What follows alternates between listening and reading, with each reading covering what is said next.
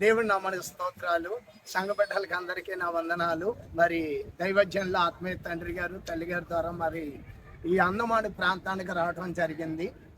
ఈ అండమాన్ నుండి సుభాష్ చంద్రబోస్ అనే ఐలాండ్కి వెళ్తున్నాము. మరి ఇక్కడ చూస్తే కుడి ఎడమగా 4,50,000 జనాలు ఉన్నారంట. అయితే ఈ అండమాన్ దీవులో ఉన్న వాళ్ళందరూ రక్షణ పొందేటట్లు మీరు ప్రార్థన చేయండి. ఆ దేవుడు మహాకృపంలో అయితే ఒక 20-25 మంది దైవ సేవకులు ఉన్నారు. వాళ్ళు సేవ ఫలభరితంగా దేవుడు దీవించాలన్న ఈ అండమాన్లో ఉన్న ప్రతి బిడ్డ కూడా రక్షణలోకి వచ్చేలానా కార్యం దేవుడే చేసేలానా మనమందరం కలిసి ప్రార్థన చేద్దాం. ఇదంతా జైలు, ఇదంతాని ఇప్పుడు ఇదంతా హాస్పిటల్ కింద వాడుతున్నారండి. జైలుకి సంబంధించిన ల్యాండ్ అండి ఇదంతా. హల్లెలూయా. చూడండి, ఇవన్నీ టేర్లు అనమాట. ఒక్కొక్కటి బిల్డింగ్ వచ్చి 3 టేర్లు, అంటే ఒక్కొక్క దాంట్లోని 100 రూమ్లు ఉన్నాయండి. ఒక్కొక్క దాంట్లో 100 రూములు ఉన్నాయి. చూడండి, ఇదన్నమాట.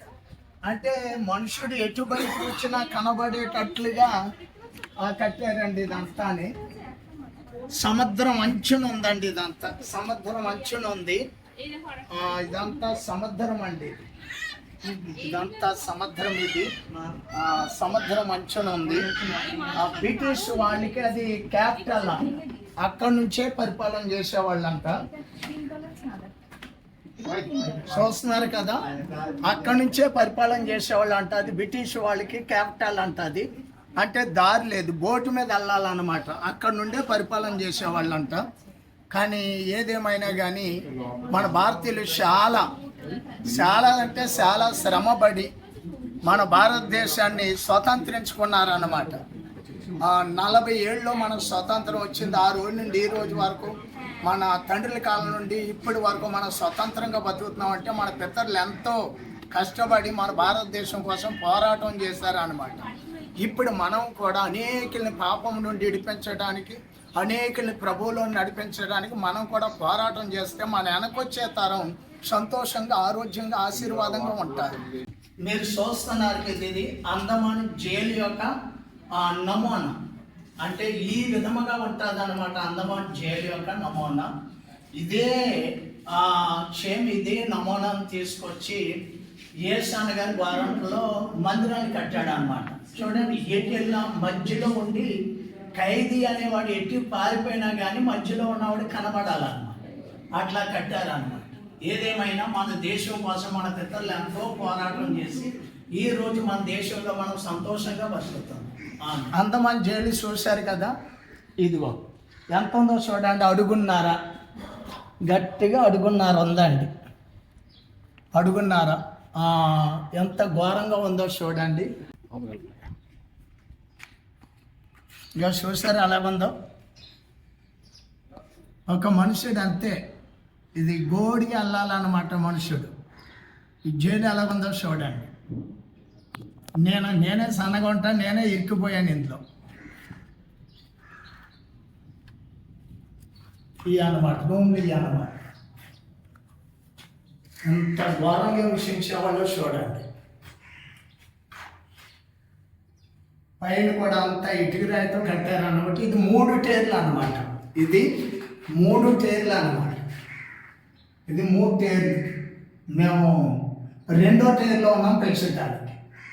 చూడండి, ఇవన్నీ రూమ్లేనండి. భారీగా ఇవన్నీ రూమ్లేనండి.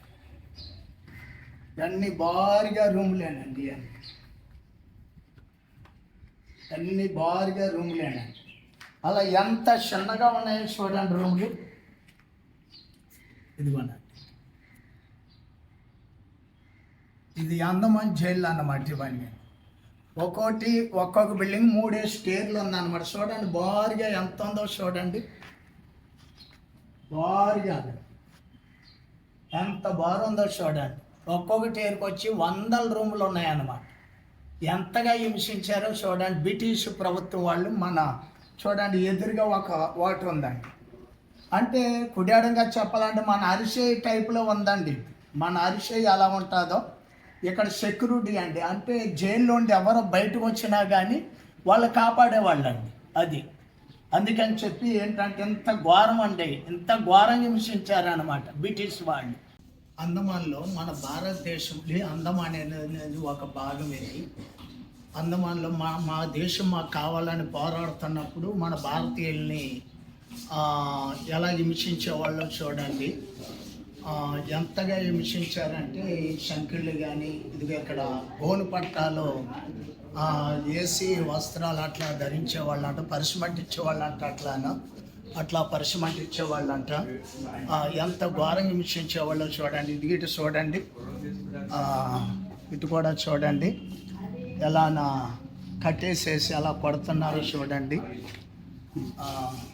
బ్రిటిష్ వాళ్ళు మా దేశం మాకు కావాలని మన భారతదేశం పౌరులు పోరాడినప్పుడు వాళ్ళని ఎక్కడ ఉంచుకొని అండమాన్ జైలు తీసుకొచ్చి ఎలా హింసించేవాళ్ళు చూడండి, ఎలా కొట్టేవాళ్ళు చూడండి. అదే అన్నమాట. వీళ్ళందరూ పోరాడబట్టి మనకి దేశంలో స్వతంత్రంగా బతకగలుగుతున్నాం. ఇంకా చూడండి వీళ్ళు నూనె తీస్తున్నారు, నూనె తీస్తున్నారు, కొబ్బరికాయలు నూనె తీస్తున్నారు. ఇవన్నీనండి. చూడండి ఇది కూడా కొబ్బరికాయ పగలు కొడుతున్నాడు అనమాట. కింద మేకులాగా ఉందా, మేకు మీద వేసి కొడుతున్నారు. అంటే ఆ కాలంలో మన భారతీయులు మన స్వతంత్రం కోసం ఎంతో పోరాడారు అనమాట. యేసుక్రీస్తు వారు మన పాప క్షమాపణ కొరకే పోరాడినట్లు, మోషే ఇజ్రాయేలు ప్రజలను బానిస బతుకుల నుండి విడిపించినట్లు, మన భారతదేశం యొక్క క్షేమం కొరకే, మన భారతదేశం యొక్క స్వతంత్రం కోసమై వీళ్ళందరూ ఎంతో త్యాగం చేస్తే మనకి ఈ స్వతంత్రం వచ్చింది అన్నమాట.